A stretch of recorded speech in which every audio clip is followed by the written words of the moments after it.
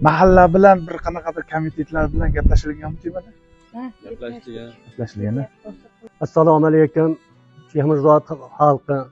Allohim hammamizga avvalo omadimizni bersin. Mana mahallamizda bir ayol Hajjaxon yine mazasi yo'q olib, yine mablag' kerak bo'lib qoldi.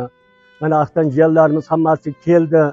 Lekin hammamiz o'rtalikda baravar shunga harakat qiladigan bo'lsak, şu insanımız tuzuk olup bola chaqalarga bosh-qosh bo'lib yurib ketishiga sababchi bo'lib qolamiz.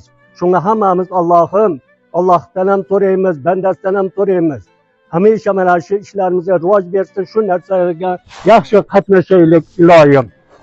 Mahallaning mutasaddilari, fen raislari, oqsoqollar oila bilan gaplashilganda shu holatni ko'rdik.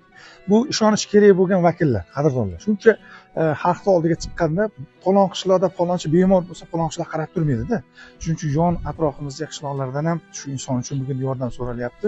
Shu 20 kun, 30 kun, shu 25 kun atrofida shu xonadoningizga pul so'rab borib qolib yoki ko'chada bir karobka ko'tarib turgan ko'rib qolsangiz, bulardan hech qachon ikkilanmasdan 5 mingmi, 10 mingmi, 100 mingmi qanchadir deb imkoniyatingizga qarab ehsoningizni qilib ketaverasiz. Qadrdonlar bular haqdor oiladan chiqib, sizlarni oldingizga chiqib yordam so'rashyapti.